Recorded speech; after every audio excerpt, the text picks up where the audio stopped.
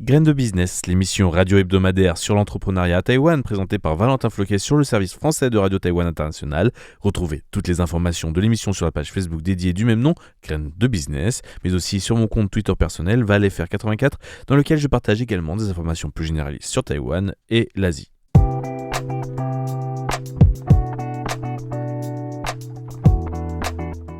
Le magazine des jeunes entreprises à Taïwan, Graines de business.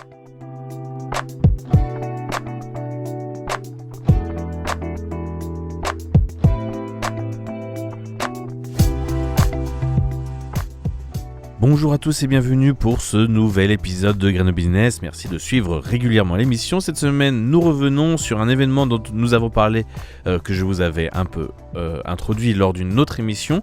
Il s'appelle le Mythe Pacifique, qui a eu lieu le week-end dernier.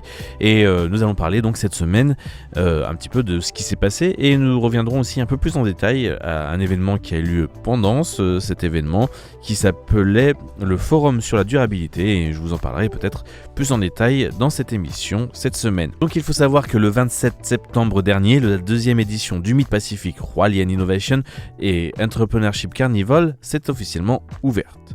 Cet événement, qui bénéficie du soutien des politiques du gouvernement du comté de Hualien, s'inscrit dans la dynamique du développement industriel et technologique de la côte Est et renforce une nouvelle fois son partenariat avec Mythe Startup, le plus grand organisme qui aide l'entrepreneuriat à Taïwan, et en tout cas les événements de rencontres entre les entrepreneurs et le plus grand réseau d'entrepreneuriat et d'innovation de Taïwan.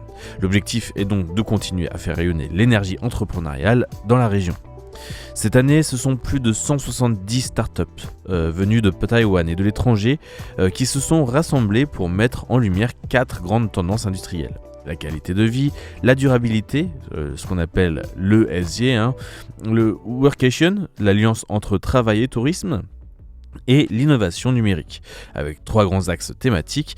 Les jeunes entrepreneurs, les projets SBIR, nous reviendrons, ce sont des programmes publics qui permettent en fait de promouvoir l'entrepreneuriat, et les initiatives liant jeunesse et industrie locale, ainsi que 2 espaces d'exposition dédiés.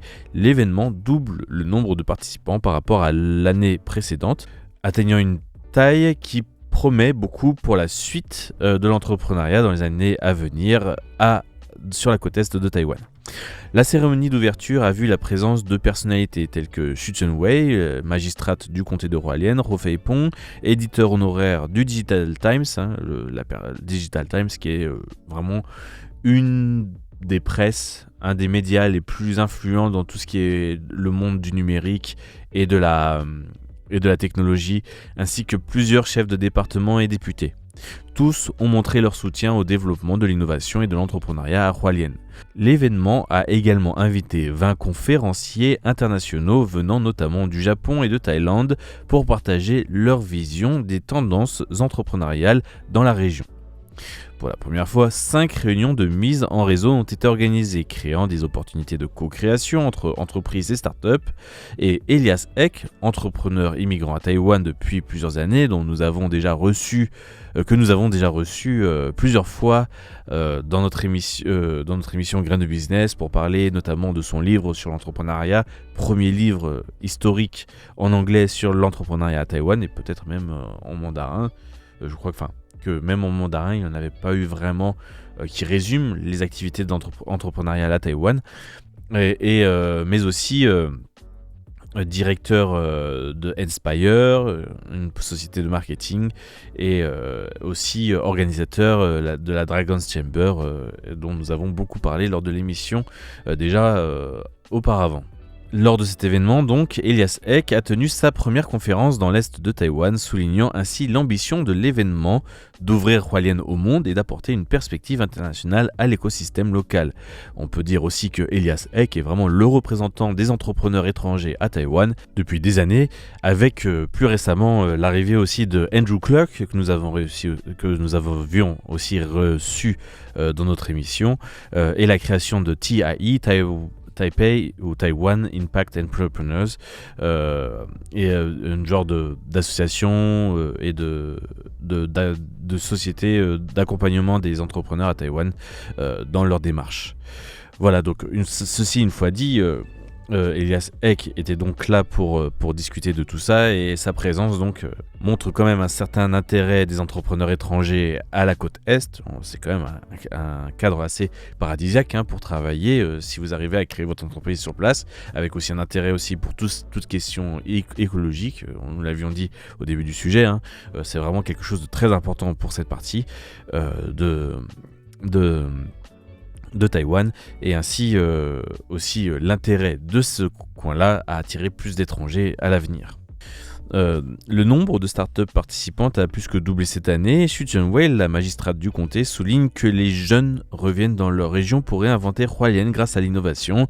Elle explique que Hualien traverse un processus de reconstruction et de renouvellement après les défis posés par les catastrophes naturelles. Nous avons tous en tête le tremblement de terre d'avril dernier, et le gouvernement du comté travaille activement à la création d'un environnement favorable à l'entrepreneuriat en offrant des ressources et un soutien adapté.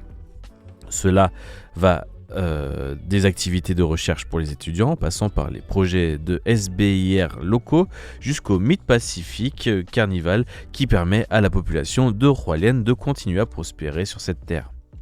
Xu ajoute qu'en 2022, les 70 startups participantes, parmi les 170 startups participantes, près de 30 étaient locales. Cette année, sur plus de 170 équipes présentes, plus de 110 sont originaires de Hualien. Elle espère que ce salon permettra d'attirer l'attention du monde entier sur Hualien, tout en valorisant les avantages entrepreneuriaux locaux pour ouvrir Hualien au monde et célébrer l'énergie et la résilience de son écosystème entrepreneurial.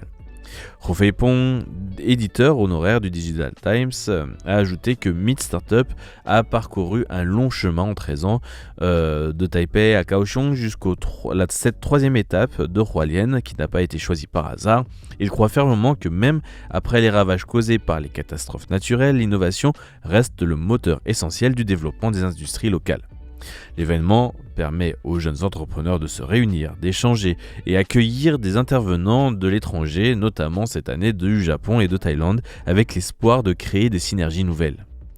Le Mid-Pacific a organisé 2 forums majeurs au cours de l'événement. Le forum mondial sur les tendances entrepreneuriales, avec donc l'intervention de pontes dans le domaine japonais et thaïlandais, et le forum sur les entreprises de demain et la croissance durable, ce dont nous parlerons un petit peu plus tout à l'heure.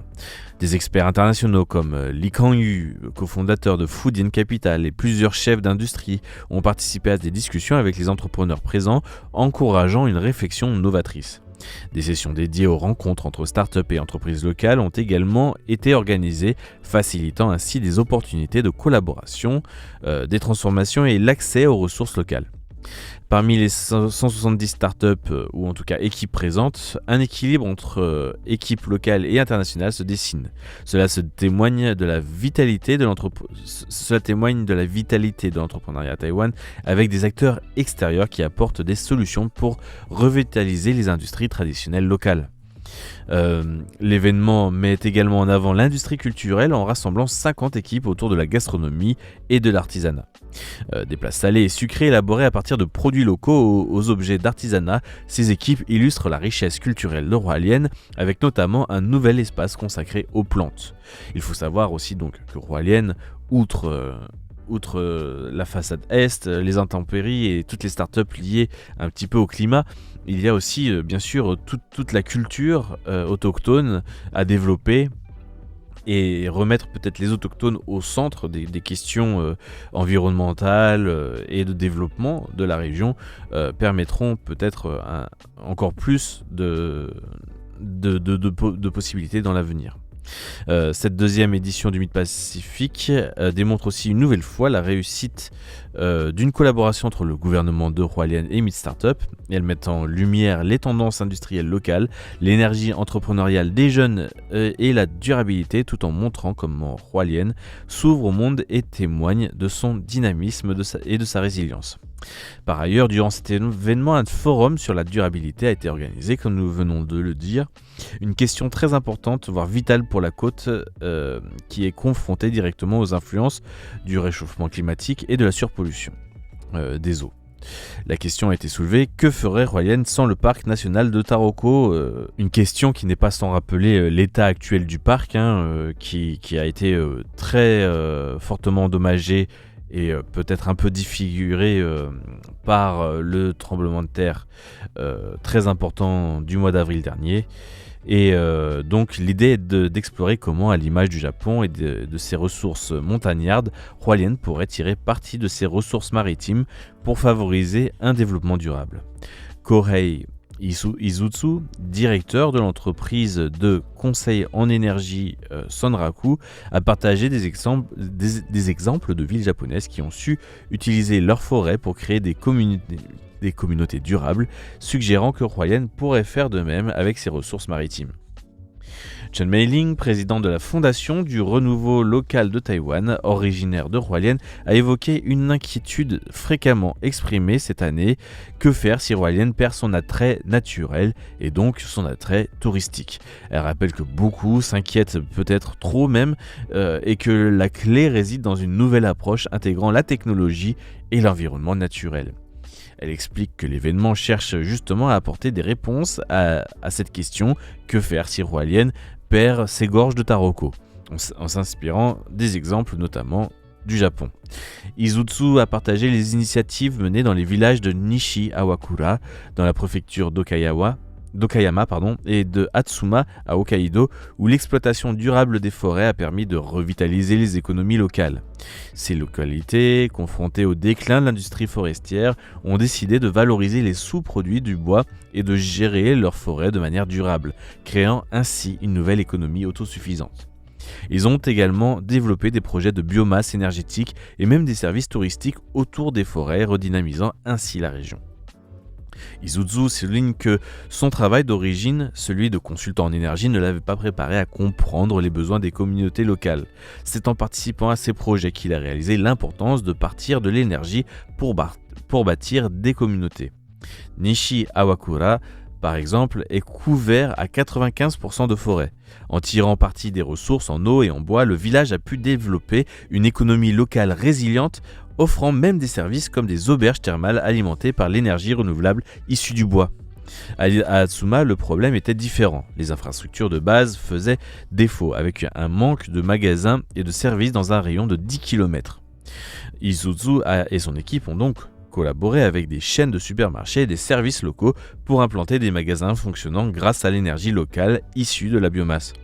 En résumé, il explique que ces villages n'avaient pas simplement besoin d'énergie, mais de solutions globales de solutions systémiques généralisées, créant une économie locale autosuffisante basée sur les ressources naturelles disponibles. Cette approche pourrait tout à fait être adaptée à Royalen, où les ressources maritimes pourraient jouer un rôle similaire. Chen Meiling souligne que Royalen, dévasté par des séismes et des typhons, doit trouver des solutions résilientes. Elle évoque plusieurs transformations observées ces dernières années, notamment la demande croissante pour des technologies innovantes après la pandémie et les problèmes d'infrastructure après les catastrophes naturelles. Royalen doit désormais adopter un modèle de développement plus flexible, plus diversifié et surtout plus résilient. Pour Chen, Royalen possède plusieurs atouts, dont sa diversité ethnique et culturelle, sa vaste couverture forestière et ses abondantes ressources maritimes. Si ces éléments semblent naturellement propices au développement touristique, ils peuvent également offrir d'autres possibilités économiques. Par exemple, les ressources maritimes de Royalen, avec son long littoral, sont idéales pour l'éducation environnementale, les sports nautiques et même pour le développement d'un corridor bleu, une alternative innovante aux routes terrestres souvent endommagées. Elle note également que l'agriculture, premier secteur économique de la région, bénéficie de conditions idéales pour le développement de modèles plus biologiques et intelligents, plaçant Royalen en modèle national. La diversité ethnique et culturelle de la région est un autre atout, qui pourrait soutenir l'économie du partage et des plateformes, créant des opportunités pour la jeunesse. Elle a affirmé que la région n'a pas besoin de routes, mais de réseaux numériques. faisant allusion à la possibilité pour Hualien de devenir un pôle pour les nomades numériques, à l'instar de l'Estonie, un pays pionnier en matière de transition numérique. Selon elle, Hualien pourrait tirer parti de ses ressources locales pour renforcer l'identité régionale, retenir les talents et devenir un centre névralgique pour les travailleurs à distance. On parle de l'Estonie, mais moi je pense plutôt à Bali dans la région qui pourrait beaucoup plus y ressembler. En citant Winston Churchill, Chen conclut en affirmant qu'il ne faut jamais gaspiller une bonne crise. Pour elle, les défis actuels de Hualien sont aussi une formidable opportunité de transformation.